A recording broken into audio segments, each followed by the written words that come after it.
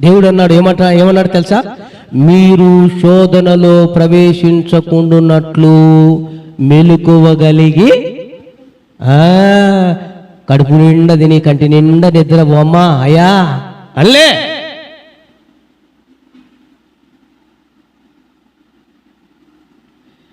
నీ శోధనలు నీ మీదికి రాకముందే, నీ దగ్గరికి రాకముందే, ప్రవేశించకముందే, నీలో నీ ఇంట్లోనికి కష్టాలు నీ తలుపు తట్టకముందే, బాధలు నీ గుండెను తట్టకముందే, వేదన నీ మనసుకు తగలకముందే నువ్వు ఏం చేయాలి? దేవునిలో ప్రవేశించి దేవునికి మొరపెట్టు. అప్పుడు దేవుడు ఆ శోధన, ఏ శోధన అయితే వస్తుందో ఆ శోధన నీకు రానియకుండా ఆయన చూసుకుంటాడు. హల్లెలూయా! ఇది చేయాల్సిందే. శోధన వచ్చిందని రాలా, బాధలు ఉన్నాయని రాలా, కష్టాలు ఉన్నాయని రాలా, అనారోగ్యం బాగాలేదని ఆరోగ్యం రాలా. ఇవి దీనివల్ల ప్రయోజనం లేదు.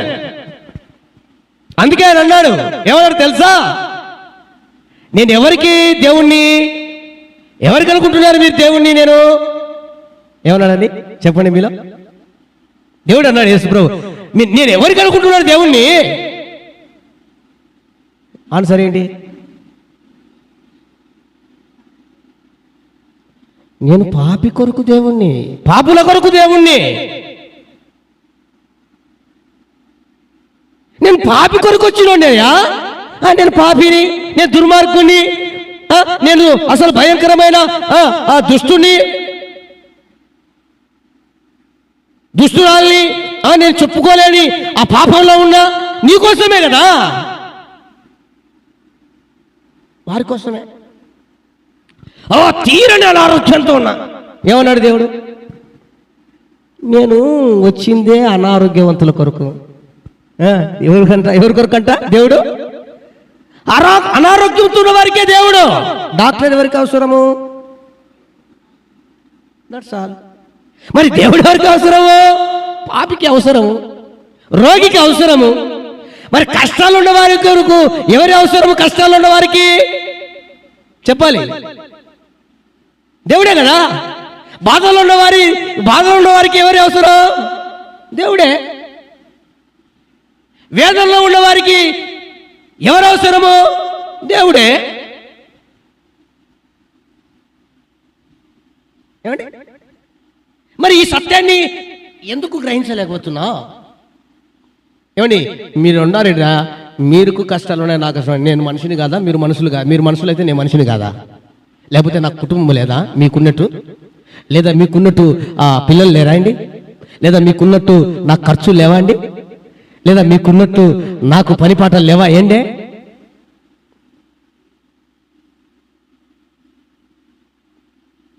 వస్తాయి, ఉంటాయి, అవి రాకుండా. అంత పెద్దలు అంటుంటారు చూడండి, ఏమంటారని?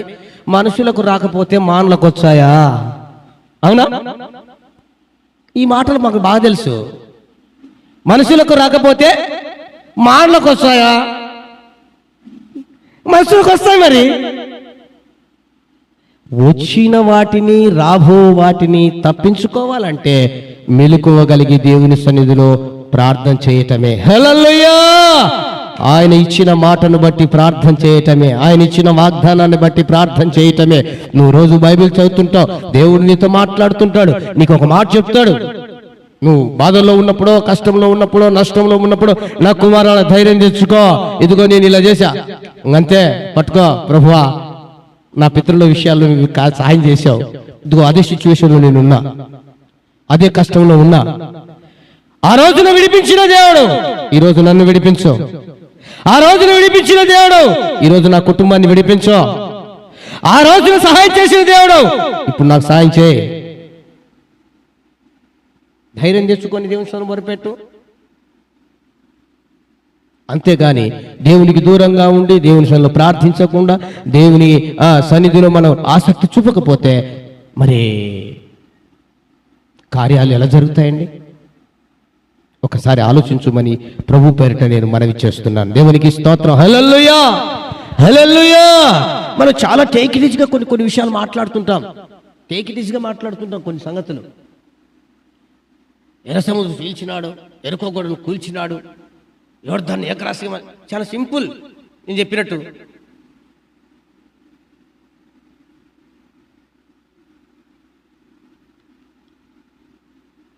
కట్టే తెచ్చే కొట్టే అన్నట్టు 3 ముక్కల్లో చెప్పేస్తూ ఉంటాం. దాన్ని ఒక్కసారి ఊహించుకుంటే, మన జీవితాన్ని అన్వయించుకుంటే మనకు అర్థమవుతుంది. ఒక్కసారి ఆ రీతిని, ఆ కార్యాలను జ్ఞాపకం చేసుకుంటే మనకు అర్థమైపోతుందండి.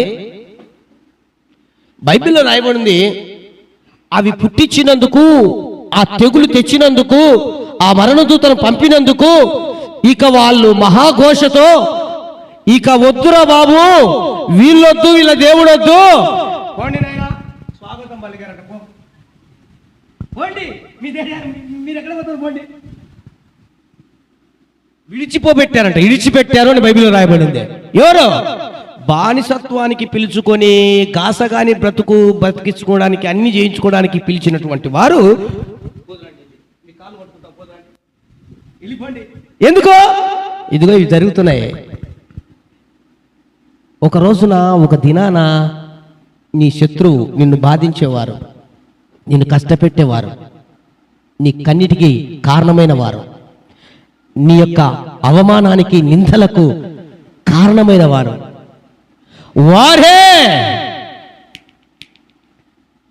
వారి నోట నుండి అమ్మా నీకు వందనాలు, అయ్యా నీకు వందనాలు, ఇక నీతో నేను పెట్టుకోను, ఇక నీకు నా తగువ వద్దు, ఇక నీ జోలికి నేను రాను, ఇక నీ కుటుంబం జోలికి రాను, అమ్మో దండం పెట్టిపోవాలా నీ కాళ్ళకు. దేవునికి స్తోత్రం చెప్పండి. హల్లెలూయా, హల్లెలూయా. ఆయన జరిగిస్తాడు ఆ కార్యాలు. ఏం చేశారంట? పోదురండి, వద్దు, మీరు ఇక్కడ ఉండనే. పొరపాటు నేను అనుకుంటున్నా, ఊహించుకుంటున్నా, వద్దులే రాజా, నువ్వు మమ్మల్ని పిలిచిందే మీకు పని చేయించుకోవడానికి, మేము ఇన్నే ఉంటాంలే, ఒకవేళ నిన్నే మీ కాలు పట్టుకుంటా పోతురా అని అంటారు. ఆ బాధ అట్లాంటిది. నీ జీవితంలో, మన జీవితంలో కూడా దేవుడు కార్యాలు జరిగిస్తాడండి. అట్లా నా జీవితంలో నేను కొన్ని అనుభవాల గుండా వెళ్తూ ఈ మాట దృఢంగా చెప్తున్నా. ఏ నోరైతే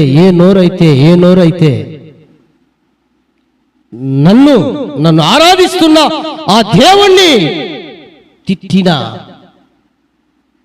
లేదా ఆడిపోసుకున్న ఆ నోర్లు ఈ రోజున మూయబడడం కాదు, భూమి మీద లేరు. దేవునికి స్తోత్రం చెప్పండి. హల్లెలూయా. నోరు మూయడం కాదు, భూమి మీద లేరు. పోనీ ఎంతో పెద్దోళ్ళు, వృద్ధులు కాబట్టి 70 సంవత్సరాలు 80 సంవత్సరాలు నీ వయసు ఇంతే కాబట్టి చచ్చిపోయింటారులే అనుకోవచ్చు నువ్వు. మిడిల్ ఏజ్ వాళ్ళు లేరు, నా కొలీగ్స్ కూడా లేరు, అంటే నా ఏజ్ పరంగా ఉన్నవారు కూడా చచ్చిపోయారు. వారు చచ్చిపోయినందుకు నాకు బాధ లేకుంటే నాకు సంతోషం కాదు, లేకపోతే దాని గురించి పెద్ద సాక్ష్యం ఇస్తున్నాను కాదు. దేవుడు భీకరుడై ఉన్నాడన్న సత్యాన్ని తెలియజేస్తున్నా అంతే. ఆఫ్టర్ ఆల్ నేనంతా నా పక్షాన ఉన్నవాడు ఆయన భీకరుడై ఉన్నాడు. ఇదిగో నా జోలికి వస్తే ఆయన ఊరుకోడు అని నిరూపించిన దేవుని యొక్క గొప్ప కార్యాన్ని గురించి సాక్ష్యం ఇస్తున్నా అంతే. వాళ్ళు నాశనం కావాలనో, వాళ్ళు చనిపోవాలనో, వాళ్ళ బాధలకు గురి కావాలనో ఆ ఉద్దేశం అయితే లేదు నాకు లేకపోయినా నేనెంత నలిగిపోతున్నానో దేవునికి తెలుసు కాబట్టి దేవుడు ఆ కార్యం జరిగిస్తాడంతే. నేను అదే చెప్తున్నా. ఎప్పటికీ వారిని బట్టో, వీరిని బట్టో, ఆ కుటుంబాన్ని బట్టో, ఈ కుటుంబాన్ని బట్టో, ఇరుగు పొరుగు వారిని చూసో, ఈ వారిని చూసో, వీళ్ళు ఎప్పటికీ మన రక్షణను, మన విశ్వాస జీవితాన్ని ఎప్పటికీ మనము దాన్ని మనల్ని మనమే తగ్గించేసుకోకూడదు. ఆ రక్షణను మనం నిర్లక్ష్యం చేయకూడదు. ఆ విశ్వాసాన్ని మనము సులకనగా చూసుకోకూడదు. వారిని బట్టి వాళ్ళు అంటారండి,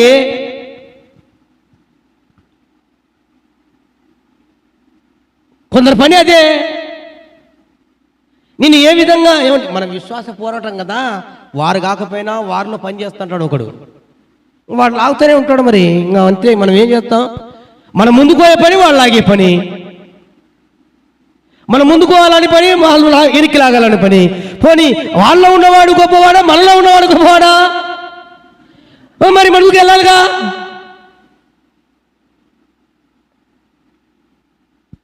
నువ్వు ముందుకు వెళ్ళాలంటే నీ ఎనికిలో ఉన్నవాడు గొప్పవాడు, నువ్వు నిర్మోహ మాటలు లెక్క ఒప్పుకున్నట్టే.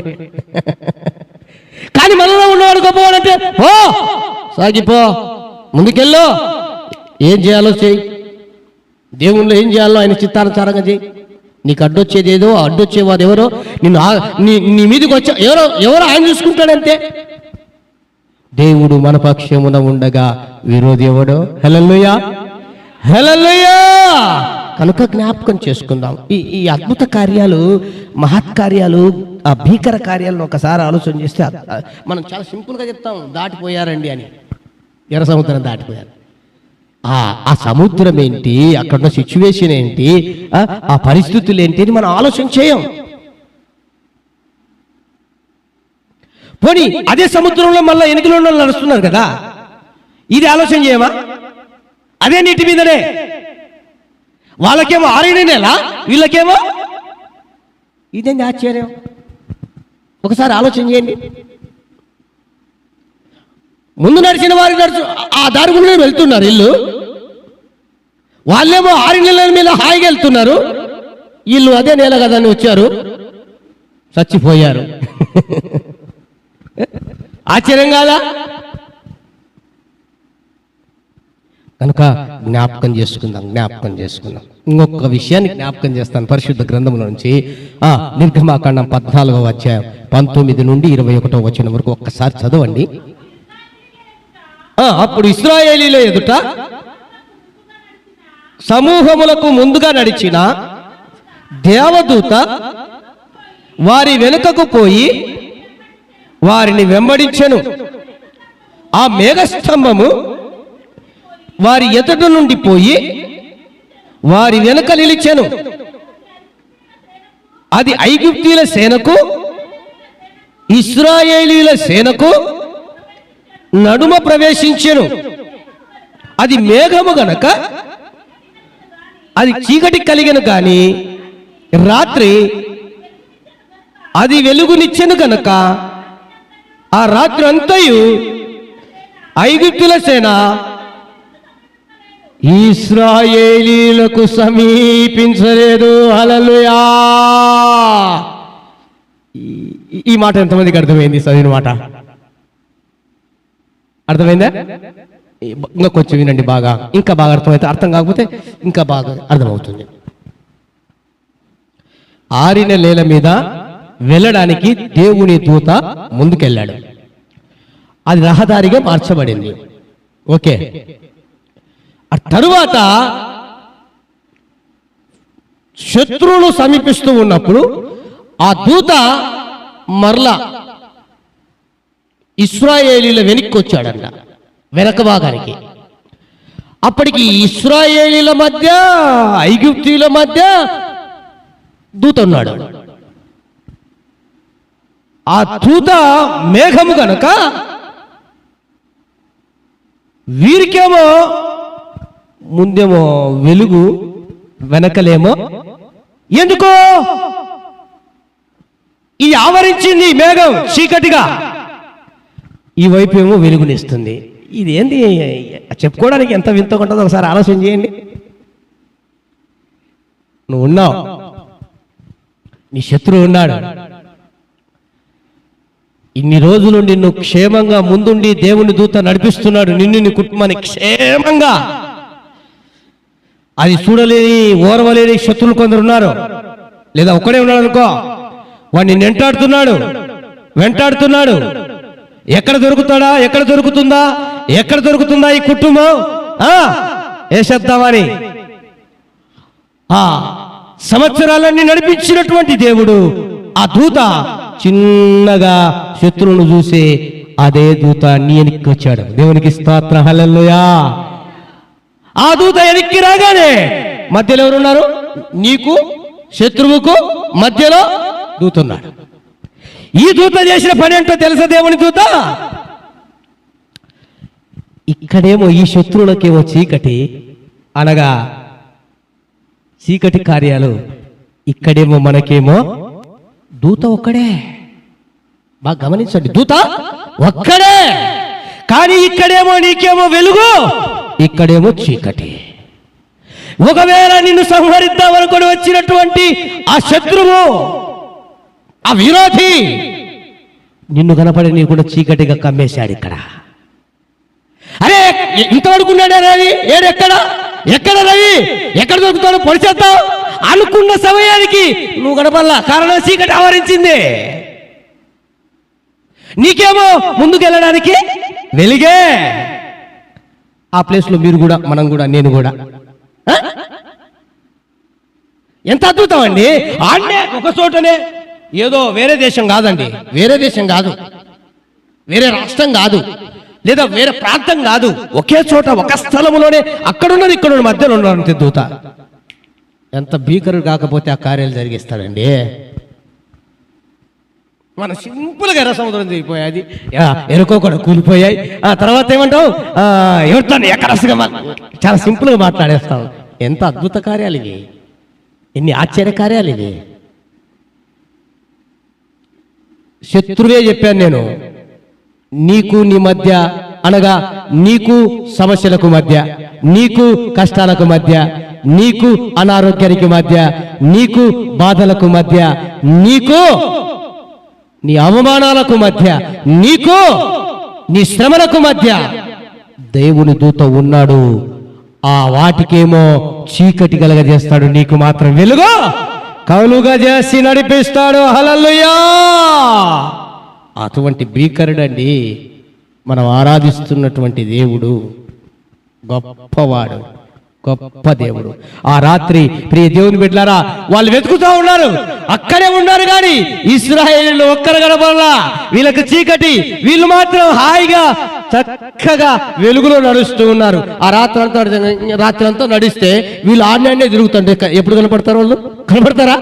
తెల్లారి లోపలికి కనపడతారా అండి? కంటికి కనపడతారా? ఎక్కడ పోయింటారో, నిన్ను వెంటాడుతున్న సమస్య కూడా ఎక్కడ పోతారో, నిన్ను అలుముకున్న కష్టాలు ఎక్కడికి పోతాయో తెలియదు. నిన్ను బాధిస్తున్న బాధలు ఎక్కడికి పోతాయి? బంగాళాఖాతంలో కలుగుతాయో, అరేబియా సముద్రంలో కలుగుతాయో నాకు తెలియదు. దేవునికి స్తోత్రం. హల్లెలూయా, హల్లెలూయా! భయపడకు, దేవుని సరి చేరి మొరుపెట్టు. దేవుడిచ్చిన ఈ సంవత్సరం నీకు ఈ మాట ఇచ్చాడు, నాకు ఇచ్చాడండి. 7 బాధలు కలిగిన ఏ కీడు నీకు తగలదు. ఏమంటండి? 7 యోబు గ్రంథంలో రాయబడిన మాట. 7 బాధలు కలిగిన ఏ కీడు కలగదు. మరి నాకు మాత్రం అంటే బాధలన్నీ మస్తుగా ఉంటాయి, ఇది ఇంకా తీరందిరా, చాలా కష్టమైందిరా అనుకున్నవి నాకు తెలిసిన 3 బాధల్లో నుంచి దేవుడు ఇప్పటికే తప్పించేశాడు. హల్లెలూయా, హల్లెలూయా! ఇంకొక బాధ ఉంది, అది చాలా ఇంకా 7వ బాధ అనుకుంటానండి, అన్నిటికీ మించిన బాధ. దాని నుంచి ఎప్పుడు తప్పిస్తారో చూడాలి. తప్పిస్తాడు. కానీ ఇప్పుడు ఆ బాధలోనే ఉన్నా. దేవునికి స్తోత్రం. హల్లెలూయా! అయినా దేవుని పాదాలు వదిలిపెట్టేది లేదు. అయినా దేవుని సన్నిధిని ఆశ్రయించకుండా మానేదే లేదు. అయినా దేవుని సన్నిధి సేవ చేయకుండా ఆగిపోయే ప్రసక్తి లేదు.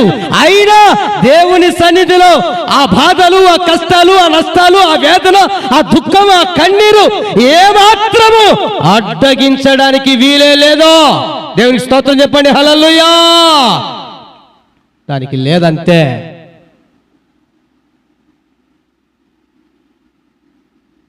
నేను ఇంత మంచిగా దేవుని సన్నిధులు ఇంత అరిసెలు చెప్తాంటే మీరేందండి అంత కాల్ చేసి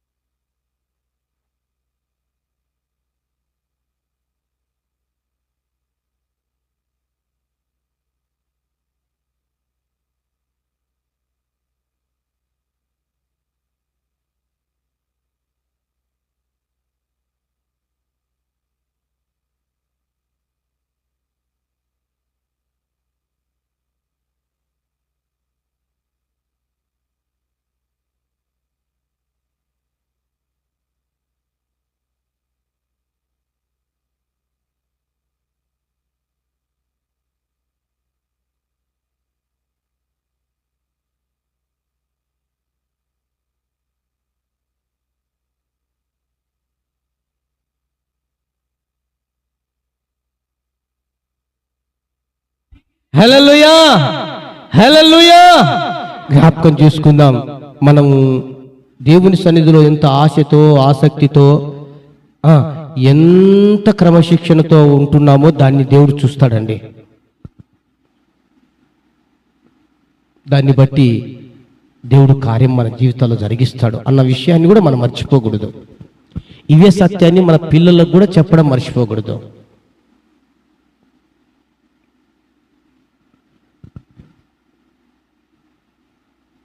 అందుకనే హెబ్రీయులకు రాసిన పత్రిక 11వ అధ్యాయం 29వ వచనం రాయబడిన ఒక మాట జ్ఞాపకం చేస్తాను, చూడండి, ముగిస్తాను.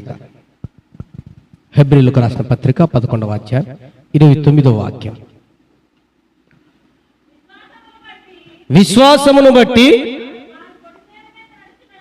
వారు పొడి నేల మీద నడిచినట్లు ఎర్ర సముద్రంలో వారు నడిచిపోయి. ఒక్క మాటలో చెప్పేసి నడపండి,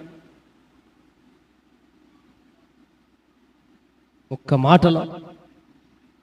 వీటి అన్నిటికీ మూలాధారం అంతే. ప్రార్థించాలి. ఇప్పుడు మనం ప్రార్థించాలని మనసు ఎప్పుడు పుడుతుంది?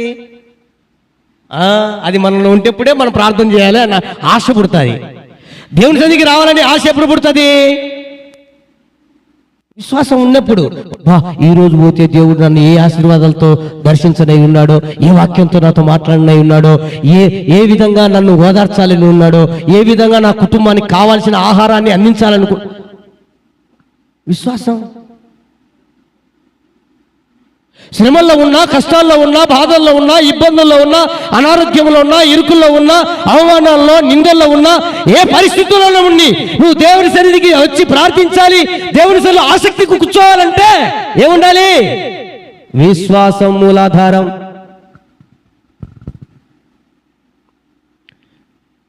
ప్రార్థించారు, ఆ ప్రార్థనకు మూలాధారం విశ్వాసం. వాక్యాన్ని చేతబట్టుకున్నారు, ఆ మాట ఏది? వాగ్దానాన్ని. దేవుడు దిగొచ్చి ఎన్ని కార్యాలు చేశారో చూడండి, మన జీవితాల్లో చేస్తాడైనా. దేవునికి స్తోత్రం. హల్లెలూయా, హల్లెలూయా. ఈ లోకంలో ప్రియ దేవుని బిడ్డలారా, సాతానుతో మనం ప్రతిక్షణం పోరాడుతున్నాం. ప్రతిక్షణం, నిమిషానికి కాదు, రోజుకొకసారికి కాదు, ప్రతిక్షణం పోరాడుతున్నాం మనం సాతానుతో. మనం బాగుంటాం, మనం బాగుండాలనుకుంటాం, భక్తిలో ఉండాలనుకుంటాం, కానీ మనకు వ్యతిరేకంగా సాతానుడు ప్రతిక్షణం పోరాడుతుంటాడు. అయితే వాని యొక్క ఆ పోరాటములో మనం జయం పొందాలంటే ప్రియ దేవుని బిడ్డలారా, ప్రార్థన పూర్వకంగా విశ్వాసముతో ప్రభు వైపు చూస్తే ఆయన ఖచ్చితంగా కార్యం జరిగించేస్తాడు. హల్లెలూయా. బైబిల్ ఒక మాట రాయబడింది, తన వాగ్దానాన్ని ఒకసారి జ్ఞాపకం చేస్తాం. మత్తయి సువార్త 18వ అధ్యాయం 18వ వచనం. 18వ అధ్యాయం 18వ వచనం. మత్తయి సువార్త 18వ అధ్యాయం 18వ వచనం. భూమి మీద వేటిని మీరు బంధింతురో, అంతే. దేవునికి స్తోత్రం. హల్లెలూయా.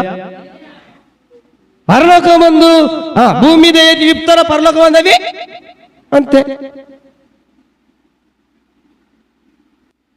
ఇంత పోరాటంలో నేను ఉన్నానండి, ఇంత ఆరాటంలో నేను ఉన్నానండి, ఇంత పోరాటంలో నా కుటుంబం కొనసాగుతుందండి అని అంటున్నావు, మంచిదే.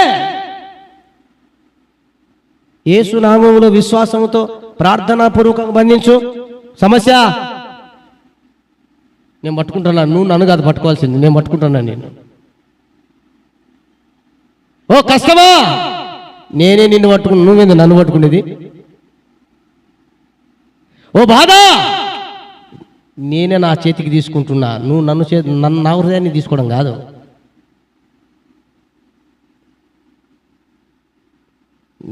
నీవే దాన్ని పెట్టు, దేవుని దగ్గర పట్టుకొని పెట్టు.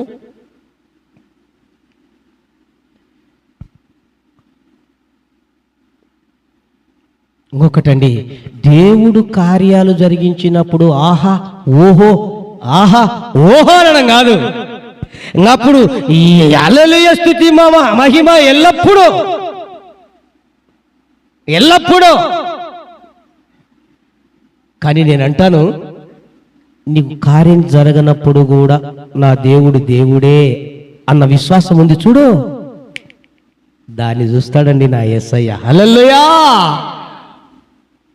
నీ కష్టాన్ని లెక్క చేయక, నీ బాధలను లెక్క చేయక, నీ అనారోగ్యాన్ని లెక్క చేయక, నువ్వు ఎదుర్కొంటున్నటువంటి ఇబ్బందులను లెక్క చేయక, నువ్వు పోరాడుతున్న సాతాను యొక్క శక్తులను లెక్క చేయకుండా దేవుని సన్నిధికి వచ్చి దేవుని వైపు చూసి ప్రార్థిస్తావు చూడు, ఆ విశ్వాసంతో ఎదురు చూస్తావు చూడు, దాన్ని చూస్తాడండి. బా, నా కుమారుడు మొండోడండి, నా కుమార్తె మొండిదండి, దాన్ని చూస్తాడండి దేవుడు. ఉన్నప్పుడు హోహో ఆహా ఏహే అని ఎంత సంతోషం, అదేం పెద్ద విశ్వాసం కాదు, అదేం పెద్ద ఇది కాదు. అప్పుడు ఏం చేస్తాయి తెలుసా? దేవుడు నిన్ను చూస్తే అంటే మామూలుగా కూర్చోడి సపరేట్గా, మళ్ళీ అవి వద్దు, కూర్చోడమే అంతే. అప్పుడు ఏం చేస్తాడో తెలుసా దేవుడు? నా ప్రియ దేవుని బిడ్డలారా, వాటికే చెప్తాడు దేవుడు. ఏమని? మా చేత కావట్లేదు, మీకు వందనాలండి, నేను పోయేస్తా, బాయ్ బాయ్ టాటా, నేను పోయేస్తా, బాయ్ బాయ్ టాటా అని. ఏ కష్టం వచ్చిందో అదే నీకు టాటా చెప్పిపోవాలి. దేవునికి స్తోత్రం, హల్లెలూయా. ఏ బాధలు వచ్చాయో అవే నీకు టాటా చెప్పిపోవాలి, హల్లెలూయా. ఏ అనారోగ్యం వచ్చిందో అనారోగ్యమే టాటా చెప్పి బాయ్ చెప్పిపోవాలి, హల్లెలూయా. అంతే. ఎందుకని? అబ్బా, నేను ఇంత కష్టపెడుతున్నా ఏంటి ఈడు నాకు లొంగట్లేదే, నేను ఎంత బాధ పెడుతున్నా ఏంటి నా వైపు చూడట్లేదే. వద్దురా బాబు, ఈమెను పట్టుకునేదానికంటే ఈయనను పట్టుకునేదానికంటే ఏవో పక్కింటి వాళ్ళు ఉన్నారు కదా, ఈ ఎదురింటి వాళ్ళు ఉన్నారు కదా, ఇంకా పక్కన ఉన్నారు కదా, వాళ్ళ దగ్గరికి వెళ్దాం. ఈ చోటు ఇవ్వడం లేకు, ఈయన చోటు ఇవ్వడం లే, ఓ నీకు వందనాలండి అని చెప్పిపోవాలి. దేవుని స్తోత్రం చెప్పండి, హల్లెలూయా. అది అట్లా ఉండాలి. మనం పారిపోతే అవే పారిపోవాలి. దేవునికి స్తోత్రం, హల్లెలూయా. అందుకు చివరిగా ఒక మాట పరిశుద్ధ గ్రంథంలో నుంచి, యెషయా గ్రంథం 45వ అధ్యాయం 21వ వాక్యం. యెషయా గ్రంథం 45వ అధ్యాయం 21వ వాక్యం.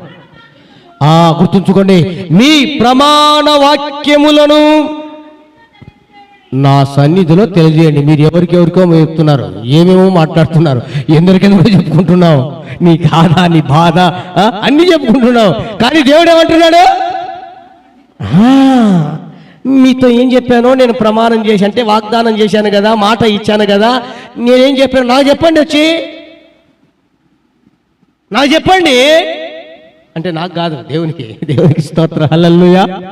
దేవునికి చెప్పండి, ఆయన సన్నిధి చెప్పండి. అప్పుడు ఆయనకు తెలియజేస్తే, అంటే ఆయనకు తెలియదని కాదు,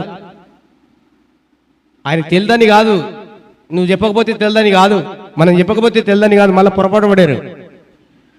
ఆ చెప్పడంలో నీ విశ్వాసం ఉంది,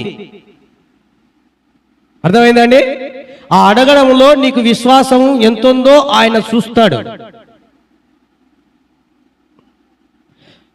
లేకుంటే ఆయనకు తెలియదని కాదు, తెలుసు, అన్ని తెలుసు. కనుక జ్ఞాపకం చేసుకుందాం, ఆయనకు తెలియజేస్తాం. భయపడకండి. దేవుడు దేనినైనా దేని నుండైనా విడిపించడానికి, నడిపించడానికి ఆయన సమర్థుడైనటువంటి దేవుడు, హల్లెలూయా. నువ్వెందుకు ఓడిపోతానని భయం, పడిపోయినానని భయం, ఎందుకు నిరాశతో ఉన్నావు, ఎంతో బాధల్లో ఉన్నావు? వద్దు, వీటన్ని పక్కన పెట్టు. దేవుడు నీతో ఉన్నాడు, నిన్ను ప్రేమిస్తున్నాడు, నిన్నెంతగానో ఆయన సన్నిధిలో తన కుమార్తెగా, కుమారునిగా స్వీకరించింది. తాను ఆనందించి నిన్ను సంతోషింపచేయాలన్నదే తప్ప వేరే ఇక ఏది కాదు. నువ్వు బాధల్లో ఉండాలనో, కష్టాల్లో ఉండాలనో, లేకపోతే ఇబ్బందుల్లో ఉండాలనో ఆయనకి ఇష్టం కాదు. కాబట్టి తెలియచేస్తే ఆయన మిగతా చూసుకుంటాడు. హల్లెలూయా, హల్లెలూయా. ప్రియ దేవుని బిడ్డలారా, ఈ విశ్వాస యాత్రలో అలాగా మనం ముందుకు కొనసాగాలి. అలా కొనసాగితే ఆనాడు తన ప్రజలైనటువంటి ఇశ్రాయేలీయుల కష్టాలను చూసి విడిపించి, నడిపించి ఆ పాలు తేనెలు ప్రవహించు ప్రదేశమైనటువంటి కానానుకు నడిపించిన ఆ దేవుడు ఈ రోజున మనలను కూడా ఆ పరమ యెరూషలేము, నూతన యెరూషలేమునకు దేవుడు మనలను విడిపించి, నడిపించి తీసుకొని వెళ్తాడు. హల్లెలూయా, హల్లెలూయా. దాని కొరకు కాస్త నీకు ఇబ్బంది అయినా, కష్టమైనా ఈ ఇరుకు మార్గంలోనే ప్రవేశించడానికి ఇష్టపడు, దేవుడు కార్యం జరిగిస్తాడు. ఆయన నీ పక్షాన, మన పక్షాన, తన నరుల పక్షాన అద్భుతాలు, ఆశ్చర్య కార్యాలు జరిగించే దేవుడై ఉన్నాడు, భీకరుడై ఉన్నాడు. అంతకు మించి తను నమ్మిన వారి ఎడల మరి గొప్ప కార్యాలు చేస్తాడు. ఆమేన్. మోకరించండి, ప్రార్థన చేస్తుంది.